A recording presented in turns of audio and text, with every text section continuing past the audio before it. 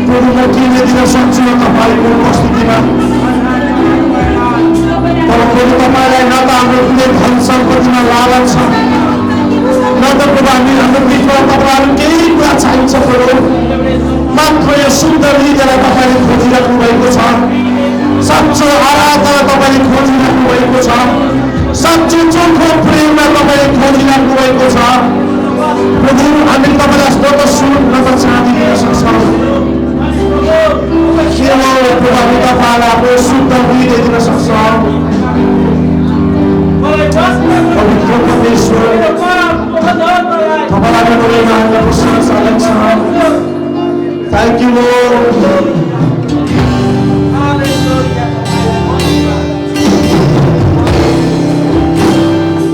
साँच्चै मण्डली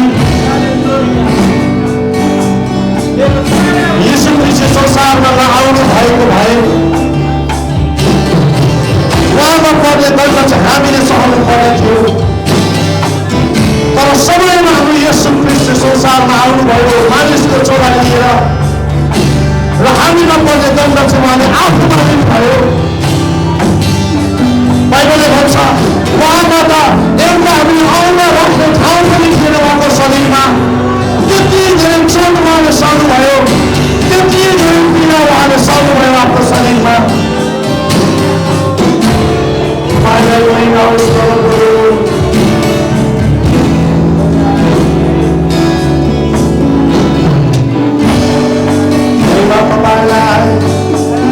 साँच्चै जीवित परमेश्वर तपाईँ कति धेरै महान, तपाईँ कति धेरै प्रेमी, तपाईँ कति धेरै शक्तिशाली परमेश्वर हुनुहुन्छ। तपाईँलाई धन्यवाद दिन्छौँ परमेश्वर।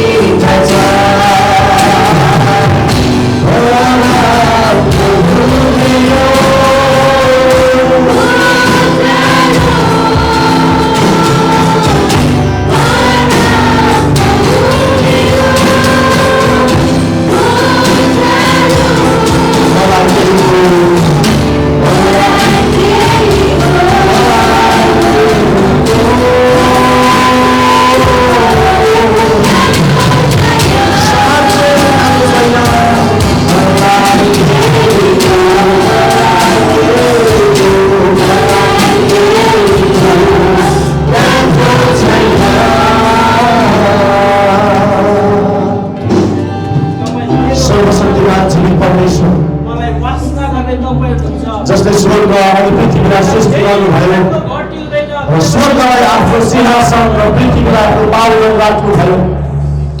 तपाईँ जीवित पवित्र परमेश्वरलाई धन्यवाद दिन्छौँ प्रभु।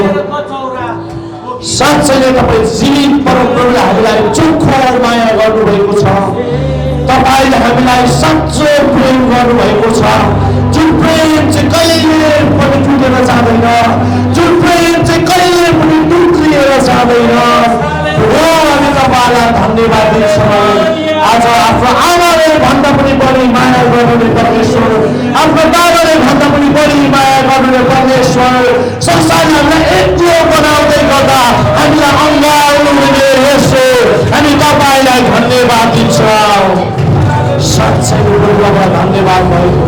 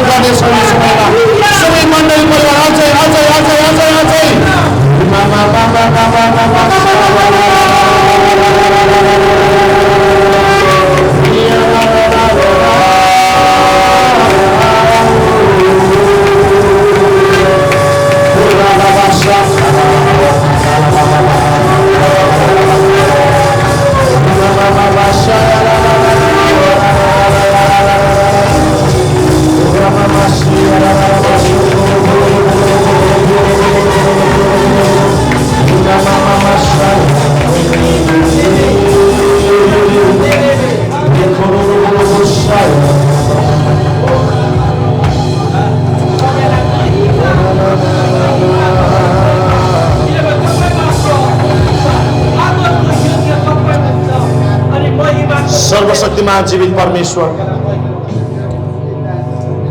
जो राजाहरूको राजा प्रभुहरूको प्रभु हुनुहुन्छ। आउनुहोस् मण्डली, आफ्नो हातहरू सबै हामी माथि उठाउनेछौँ। यो समयमा जतिजना बस्नु भएको छ उहाँहरूले पनि आफ्नो हातलाई बसेको ठाउँबाट माथि उठाउनुहोस्, किनभने हामीले गरेको आराधना चाहिँ राजाहरूको राजाको वेदी अगाडि जानुपर्छ। सुगन्धित धूप चाहिँ उहाँको अघि पुग्नुपर्छ यो आराधना, किनभने आराधना चाहिँ हाम्रो परमेश्वरलाई साँच्चै नै मनपर्छ। सर्वशक्तिमान प्रभु, हामी तपाईँलाई हाम्रो हृदयबाटको यो भेटी, यो आराधनाको भेटीहरू चढाउँछौँ प्रभु। यो आराधनाको भेटी प्रभु हामी तपाईँको वेदी अगाडि ल्याउँछौँ प्रभु। हामी तपाईँको वेदी अगाडि राख्छौँ जीवित परमेश्वर बाबा। सर्वशक्तिमान प्रभु, हामी तपाईँलाई धन्यवाद दिन्छौँ। आउनुहोस् मण्डली, हामी सबैजना हामी शान्त रहनेछौँ। हामी सबैजनाले आफ्नो हृदयबाट पवित्र आत्माको आवाजलाई हामी महसुस गर्नेछौँ, किनभने यो दिनहरूमा वचनले भन्छ जसको कान छ त्यसले सुनोस्। परम प्रभुले मण्डलीहरूमा पवित्र आत्माले मण्डलीलाई के भन्न चाहनुहुन्छ? वचनले भन्छ जसको कान छ त्यसले सुनोस्।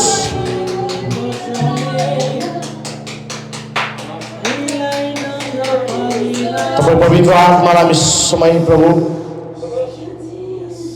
हामी साँच्चै नै आफ्नो आदरपूर्वक प्रभु यो अनरेबल प्रेजेन्सलाई हामी आदर गर्छौँ। We respect your honorable presence, Almighty God. पवित्र आत्मा यो समयमा हामी विश्वास गर्छौँ तपाईको अभिषेकले हामीलाई छुइराख्नु भएको छ। तपाईको उपस्थितिले हामीलाई भरिराख्नु भएको छ। जसै हामी पवित्र आत्मा र परमप्रभुको उपस्थिति भित्र हामी जान्छौँ, हाम्रो आत्मा र शरीरको रोगहरू निको हुन थाल्छ। हाम्रो आत्मा र शरीरको रोगहरू निको हुन थाल्छ। परम प्रभु तपाईको उपस्थिति हाम्रो माझमा छ प्रभु, तपाईलाई धन्यवाद होस्। Hallelujah. Thank you Lord. Thank you Holy Spirit. Thank you Holy Spirit. Thank you Holy Spirit. Thank you Holy Spirit. Thank you Holy Spirit. Thank you Holy Spirit. Thank you Holy Spirit for your presence. I feel His presence. I feel His presence. पवित्र आत्माको जिउँदो उपस्थिति हाम्रो बिचमा छ। सबै यहाँको पर्खाहरू गरिरहेको कुराहरू छ, यहाँको पर्खाहरू गरिरहेको कुराहरू छ। हामी चर्को आवाजले परमेश्वरलाई हामी धन्यवाद दिन सक्छौँ। Thank you lord, thank you Jesus. प्रभु धन्यवाद पवित्र परमेश्वरलाई, महिमा तपाईँलाई। Thank you, thank you, thank you, thank you lord, thank you lord. सर्वशक्तिमान जीवित परमेश्वर बुबा, यो उपस्थिति भित्र प्रभु तपाईँले हामीलाई आउन दिनुभएको छ। धन्यवाद। तपाईँको अङ्गहरूमा हामीलाई बाँध्नु भएको छ। यसो तपाईँलाई धन्यवाद होस्। तपाईँ परमप्रभुले आफ्नो शक्तिशाली उपस्थिति यो भावनमा दिनुभएको लागि धन्यवाद होस्। धन्यवाद तपाईँ पवित्र आत्मामा। धन्यवाद यीशु राजा, धन्यवाद यीशु राजा, तपाईँलाई धन्यवाद होस्। सारा आदर अनि भक्ति र महिमा यो आराधना तपाईँको सुन्दर पाउमा हामी चढाउँछौँ। प्रभु हामीलाई यही अभिषेकमा रहन दिनुहोस्। वचनको अवधिभरि, प्रभु भोजको अवधिभरि प्रभु हामी तपाईँको उपस्थितिभित्र बस्न चाहन्छौँ। धन्यवाद। तपाईँलाई छोटो आराधना हजुरको सुन्दर पाउमा चढाउँछौँ। प्रभु येशू ख्रीष्टको नाममा सबैले भनौँ आमेन, आमेन। यहाँ सबैलाई जय मसीह।